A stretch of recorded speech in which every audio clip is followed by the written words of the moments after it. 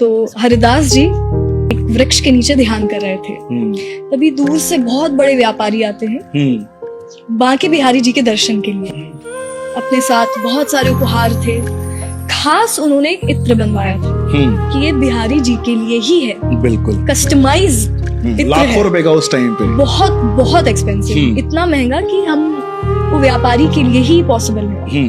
तो जब वो आते हैं, जैसे ही उन्होंने मंदिर प्रांगण में प्रवेश किया तो कहा गया कि आप लेट हो गए हैं, वो पट बंद हो गए बिहारी जी के, उन्हें भोग लग रहा है, तो थोड़ी देर बाद आइएगा। तो उन्होंने कहा शाम को तो मुझे निकलना है। तो उन्होंने कहा कि अब क्या कर सकते हैं, हम मंदिर के नियम नहीं तोड़ सकते आपके लिए। तब वो व्यापारी जाते हैं। बाहर निकलते ही उन्होंने एक वृक्ष के नीचे देखा कि ये कौन है, तपस्या कर रहे हैं। तो आसपास के लोगों ने कहा ये हरिदास जी हैं, भगवान के परम भक्त हैं। पास में जाकर उन्होंने कहा कि ये मेरी इत्र है, मैं इसे बिहारी जी के लिए लाया हूँ, तो आप प्लीज उन्हें दे दीजिएगा। आंखें बंद किए किए हरिदास जी ने उस इत्र को पकड़ लिया। उनके देखते देखते, वो व्यापारी अभी भी सामने बैठे हैं, देखते देखते उन्होंने इत्र खोला और पूरा इत्र भूमि पर।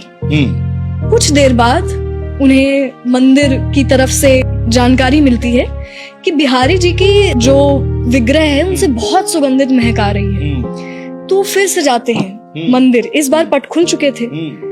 जाकर उन्होंने जब स्पर्श किया उनके चरणों को, तो वही इत्र था जिस इत्र को हरिदास जी ने रज में मिलाया था। वो भागते हुए जाते हैं हरिदास जी के पास, कहते हैं कि आपने क्या किया, ये क्या था?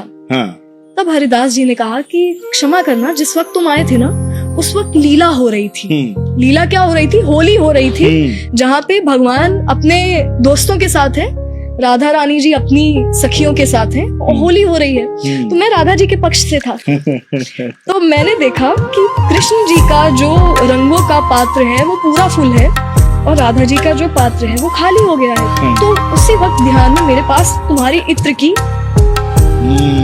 आई, तो मैंने उसे खोला और जो हमारा रंगों का पात्र था उसमें उसे डाल दिया। तो राधा जी ने तुम्हारे ही इत्र को भगवान पे चलाया, और ये वही इत्र है जो अब तुम बिहारी जी पे देख रहे हो। बिल्कुल।